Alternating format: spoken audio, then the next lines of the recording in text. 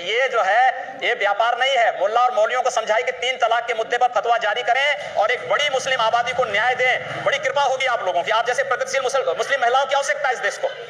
एक मिनट बहस ना करें। हाँ हेलो जी, एक सेकंड जिसको मैं बोलूंगा वही सवाल पूछे। 1 मिनट। आप माइक थोड़ा ऊपर कर लीजिए मैडम, आप नीचे वो बीच में पकड़िए उसको। जी हाँ, बीच में पकड़ लीजिए। जी पूछें। योगी जी तलाक का मुद्दा, ट्रिपल तलाक कोई इशू नहीं है मुसलमानों का। जो इशू मुसलमानों का है उसको उजागर करिए। यानी एजुकेशन उनकी कितनी बैकवर्ड है, उनका रहन सहन बैकवर्ड। माइक नजदीक करें, माइक नजदीक करें, आप माइक मुंह के नजदीक करें। हाँ यूं उनका एजुकेशन का ख्याल करें। ट्रिपल तलाक कोई मुद्दा नहीं है। आप इस तरह के इश्यूज ना उठाइए मेहरबानी से। ये वो वक्त आ गया है कि आप देखें कि मुसलमान, औरतों का क्या मुद्दा, मुसलमान खुद मर्द भी एजुकेशन में कितने पीछे हैं। बहुत से हालात, उसको एम्प्लॉयमेंट नहीं। छोटे सवाल मैडम। हाँ बस ये वाले इश्यूज उठाइए। ये और गलत सलत बहुत ही आपने बहुत अच्छी बात कही है। मुझे लगता है कि ये बात उन दलों को समझानी चाहिए जो मुसलमानों को केवल आजादी के बाद वोट बैंक बना करके रख दिए हैं।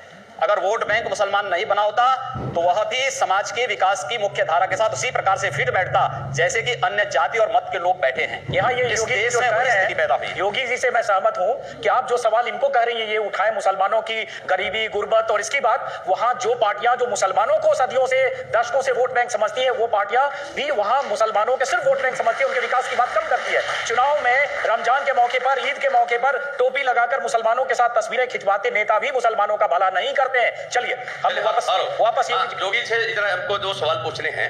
एक तो आपने कश्मीर का मुद्दा उठाया था। आपने कहा कि कश्मीर में जो अशांति है, जो हिंसा का दौर है, आपने तो पहले कहा था कि पीडीपी जो है वो आतंकवादियों का संगठन है। जब आप उनके साथ गठबंधन करते हैं, आपको तो शांत कश्मीर मिला था, अब तो पूरी तरह से अशांत हो गया है। आप उसकी जिम्मेदारी पीडीपी को देते हैं कि खुद को। दूसरी बात, बिहार में जब चुनाव हो रहा था, मोहन भागवत जी ने एक आरक्षण की बात उठाई थी। जब उत्तर प्रदेश में चुनाव हो रहा है तो आपके वैद्या जी ने आरक्षण की बात उठाई। आपकी पार्टी का ये रुख है या आरएसएस का? और आरएसएस का अगर है तो आप उससे सहमत है कि नहीं सहमत है? चलिए देखिए, भारत के संविधान पर हम लोगों का अटूट विश्वास है और भारत के संविधान के द्वारा दिए गए प्रावधानों का पूरी तरह सम्मान किया जाना चाहिए। आरक्षण एक संवैधानिक प्रावधान है। अनुसूचित जाति जनजाति के लोगों को जो व्यवस्था दी गई है, भारतीय जनता पार्टी उसके लिए प्रतिबद्ध है।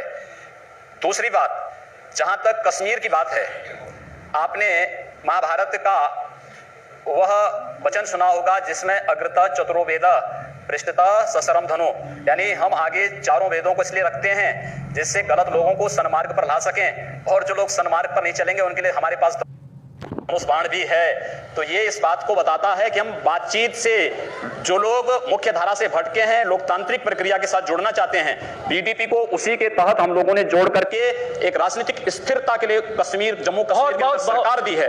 और आने वाले समय में भी जम्मू कश्मीर के अंदर वे सारे कार्य होंगे जो भारतीय जनता पार्टी के इलेक्शन मैनिफेस्टो में पहले था। चलिए, बीजेपी का नहीं है, भारतीय जनता पार्टी